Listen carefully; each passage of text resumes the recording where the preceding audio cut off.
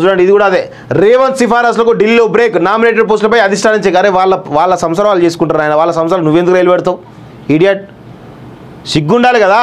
వాళ్ళు ఏదో చేసుకుంటారు, చేసుకొని తప్పే ఉన్నది. నీ హరీష్ రావు కేటీఆర్ మధ్య తరాస్థాయికి ఉన్నాయి కదా, మరి దాని గురించి ఏమంటావు? సిగ్గుండాలి కొంచెమైనా. రాష్ట్ర ఇన్ఛార్జితో కలిసి నామినేటెడ్ జాబితా రూపొందించిన ఆదేశాలు. పార్లమెంట్ ఎన్నికల కోడ్ ముగిసి 3 వారాలైన వెలువడిన ఉత్తర్వులు. ఇప్పటికే రేవంత్ పై మంత్రుల కుతకుత, అధినాయకత్వంతో టచ్లో పలువురు. కేబినెట్ విస్తరణ, పీసీ చీఫ్ ఎంపికలో అధిష్టాన మార్క్ కనిపిస్తుందా? కాంగ్రెస్లో ఆసక్తికరమైనటువంటి పరిణామాలు. సో రేవంత్ను తెలంగాణ ప్రజల్లో ఒక బలహీనపరిచేటువంటి ప్రయత్నం ఈరోజు కుట్ర గుమాస్తా చేస్తూ ఉంది. దీన్ని ఎవడు కూడా దేకడు, మేమే అప్పుడప్పుడు చదువుతాం. ఎందుకంటే వీళ్ళు చేసేటువంటి దుర్మార్గం ప్రచారం ప్రజలకు తెలియాలనే ఉద్దేశంతో చదివేట ప్రయత్నం చేస్తున్నప్ప ఏది లేదు.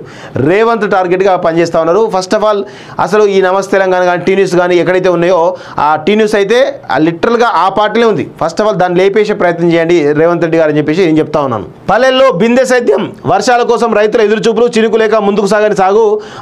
అంటే వర్షాలు లేవని చెప్పేసి అంటా ఉన్నారు కదా. దీన్ని కూడా ఈరోజు పెద్ద ఎత్తున చూపించి రైతులకు నష్టం జరుగుతుంది కాంగ్రెస్ పార్టీ ప్రభుత్వం వల్ల అని చెప్పేసి అంటా ఉన్నారు. వర్షాలు రాకపోతే కూడా దాన్ని కాంగ్రెస్ పార్టీ అకౌంట్లోకి వేసే ప్రయత్నం చేస్తున్నారు ఈ దుర్మార్గులు. సిగ్గుండాలి కొంచెమైనా.